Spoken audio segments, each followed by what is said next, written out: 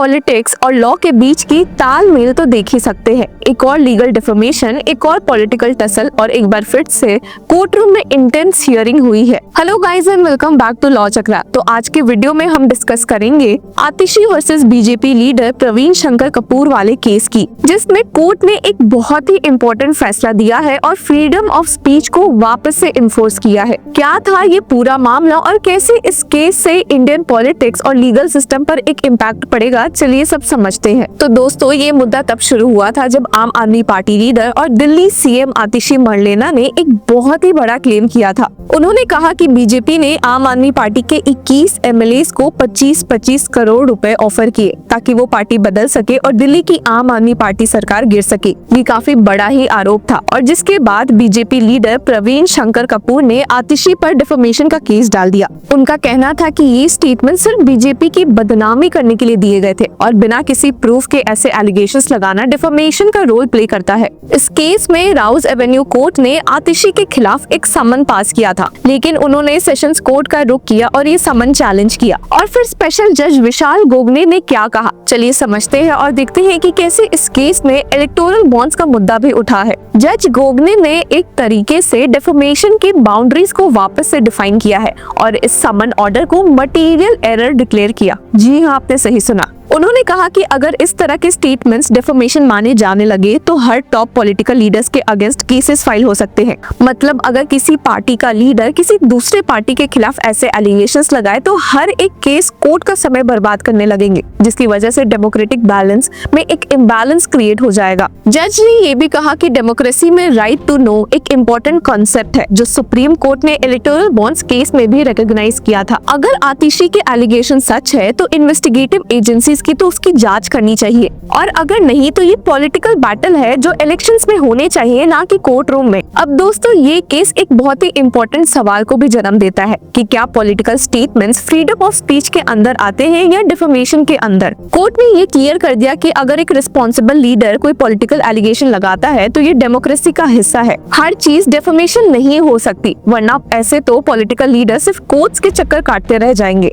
और एक और इंटरेस्टिंग पॉइंट इस केस की हियरिंग के दौरान उठा था। बीजेपी के लीडर कपूर का कहना था कि बीजेपी की बदनामी उन्हें डायरेक्टली अफेक्ट करती है, लेकिन जज ने ये आर्गुमेंट रिजेक्ट कर दिया और कहा कि पार्टी मेंबर होने से कोई अग्रीव्ड पर्सन नहीं बन जाता। जब तक किसी पर्टिकुलर पर्सन का नाम नहीं लिया जाता तो इसे डिफेमेशन नहीं माना जा सकता है। इस जजमेंट का सीधा इम्पैक्ट आतिशी या कपूर पर सीमित नहीं है, ये पूरे पॉलिटिकल डिस्कोर्स में एक बड़ा फैसला लिया गया है, क्योंकि अगर आज ये केस चलने दिया जाता तो कल बीजेपी या कांग्रेस के किसी भी लीडर के अगेंस्ट ऐसे ही डिफेमेशन केसेस दाखिल किए जा सकते थे। अगर हम देखें तो ये केस अरविंद केजरीवाल के खिलाफ चल रहे डिफेमेशन केस से भी बहुत बड़ा जुड़ा हुआ है, जिसमें उन्होंने कई बार बीजेपी लीडर्स पर एलिगेशंस लगाए हैं। कोर्ट का ये ऑब्जर्वेशन उनके लिए भी एक प्रेसिडेंट सेट करेगा और ये सिर्फ एक तरफ का नहीं है। बीजेपी भी कई बार कांग्रेस लीडर्स या आम आदमी पार्टी के खिलाफ डिफेमेशन के चार्जेस लगाती है। अगर ये केस डिफेमेशन माना जाता तो आगे चलकर फ्रीडम ऑफ स्पीच पर एक बड़ा अटैक हो सकता था।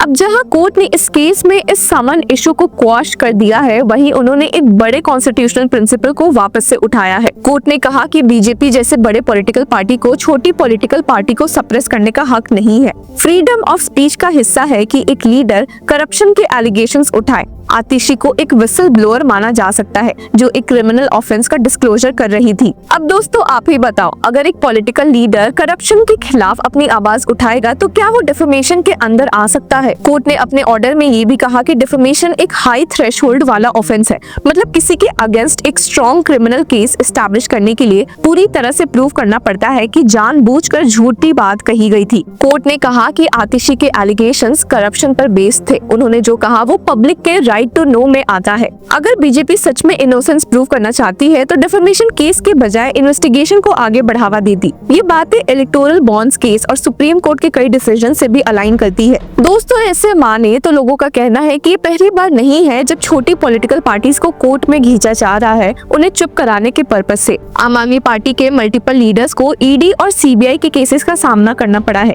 ममता बनर्जी की टीएमसी भी कई बार लीगल प्रेशर फेस कर चुकी है। केजरीवाल, सिसोदिया और सत्या जितेंद्र जैन जैसे लीडर्स जेल तक पहुंच चुके हैं। क्या ये कोर्ट का रीसेंट स्टैंड अपोजिशन के लिए कोई रिलीफ ला सकती है? ये एक लार्जर डिबेट का हिस्सा है जो डेमोक्रेसी की इंटीग्रिटी से जुड़ा हुआ है। अब सवाल ये है कि क्या कोर्ट्स पॉलिटिकल केसेस में एक क्लियर डिस्टिंक्शन कर सकती है?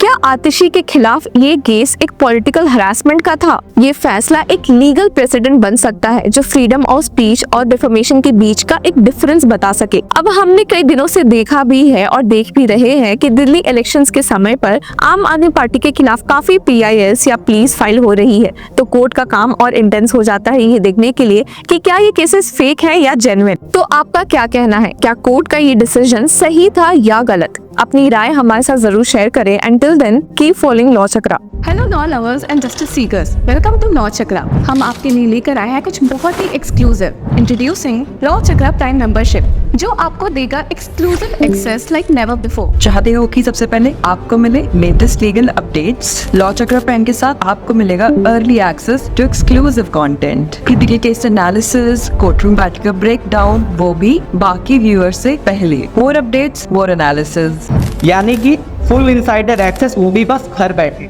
यही नहीं, प्राइम मेंबर को मिलेगा access to exclusive interview session with renowned जजेस, लीगल एक्सपर्ट्स एंड लॉयर्स। ऐसे इनसाइट्स जो आपको कहीं और नहीं मिले।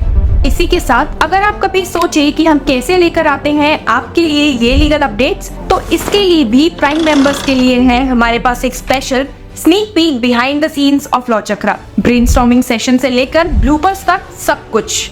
In short, more content, more update and more analysis. Political legal controversies हो या इन डेप्थ लीगल सेशंस, सब कुछ आपको मिलेगा एट वेरी मिनिमल प्राइस। बनिए लॉ चक्र की प्राइम मेंबर और अनलॉक कीजिए full potential of legal knowledge. अभी ज्वाइन कीजिए।